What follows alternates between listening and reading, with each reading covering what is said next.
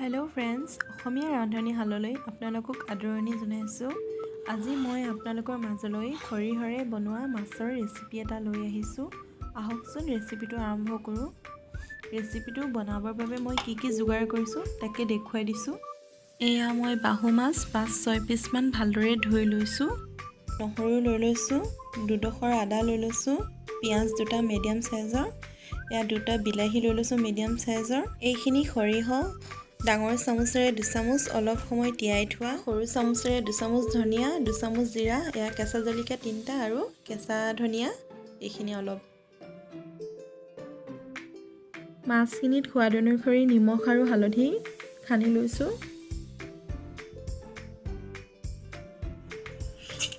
এইখিনি পেষ্ট কৰি ল'ম, সৰিয়হৰ লগত একেলগতে গোটেইখিনি পেষ্ট কৰি ল'ম।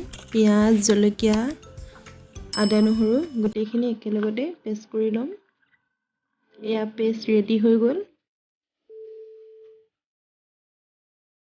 এতিয়া এখন কেৰাহী পাতি লৈছোঁ, কেৰাহীত তেল দি দিছোঁ।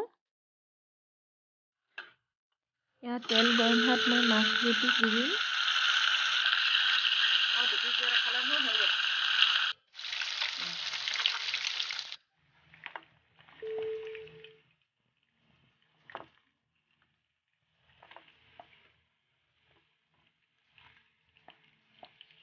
মাছখিনি ফ্ৰাই কৰি হোৱাত মই মছলাখিনি ৰেডি কৰি ল'ম।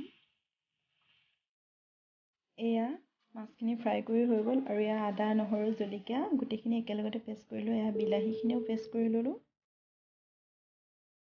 এতিয়া মই কেৰাহীখন পাতি ল'ম। এয়া তেল গৰম হোৱাত পেষ্টখিনি দি দিছোঁ।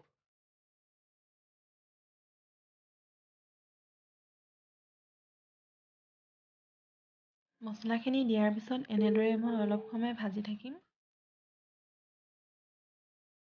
অলপ সময় ভজা যোৱাৰ পিছত সোৱাদ অনুসৰি নিমখ আৰু হালধি দি দিছোঁ। দিয়াৰ পিছত অলপ সময় লৰাই থাকিম। মছলাখিনি অলপ সময় ভজা যোৱাৰ পাছত মই ইয়াতে পেষ্ট কৰি থোৱা বিলাহীখিনি দি দিছোঁ। বিলাহীখিনি দিয়াৰ পিছতো মই অলপ সময় লৰাই ভালদৰে ভাজি থাকিম। অলপ সময়ৰ পাছত এয়া মই জিৰা দি দিছোঁ। তাৰপিছত মই ধনিয়া দি দিছোঁ।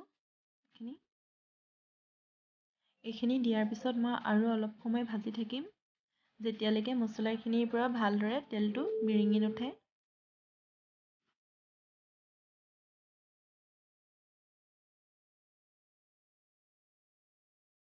এয়া মছলাখিনি ভালদৰে ভজা গৈ তেল বিৰিঙিও উঠিছে। তাৰপিছত মই ইয়াতে অকণমান পানী দি আৰু অলপ ভালদৰে লৰাই থাকিম।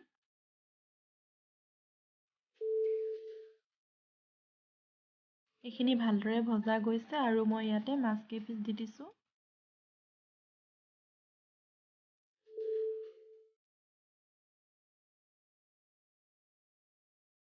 মাছখিনি দিয়াৰ পিছত মই ইয়াতে পানী দি দিম নিজৰ জোখ অনুসৰি। আপোনালোকে যিমানখিনি খায় সিমানখিনি জোখত দি ল'ব। পানী দিয়াৰ পিছত অলপ লৰাই পিনি মই ঢাকোনখন দি দিম। কম জুইতে মই এনেদৰে ঢাকোনখন লগাই থৈ দিছোঁ অলপ সময়। মিডিয়াম জুইত এনেকৈ ঢাকোনখন উঠাই অলপ সময় মূৰে মূৰে লৰাই থাকিম। তাৰপিছত মই ইয়াতে অলপ গৰম মছলা দি দিছোঁ। এইখিনি দিয়াৰ পিছত মই ঢাকোনখন লগাই ভালদৰে উতল আহিবলৈ দিম, যাতে মাছৰ সোৱাদটো ভালদৰে জোলখিনিত মিলি যায়। এনেকৈ অলপ সময় মূৰে মূৰে মই ঢাকোনখন উঠাই লৰাই থাকিম। এইখিনি খাবৰ বাবে ৰেডি হৈ গ'ল। এতিয়া মই কাটি থোৱা ধনিয়াখিনি ইয়াৰ ওপৰত ছটিয়াই দিম। এয়া বাতি এটাত মই আপোনালোকক ধুনীয়াকৈ উলিয়াই দেখুৱাই দি দিছোঁ। আপোনালোকে যদি মোৰ ভিডিঅ'টো চাই ভাল পালে তেন্তে লাইক, কমেণ্ট আৰু ছাবস্ক্ৰাইব কৰিবলৈ নাপাহৰিব। ধন্যবাদ।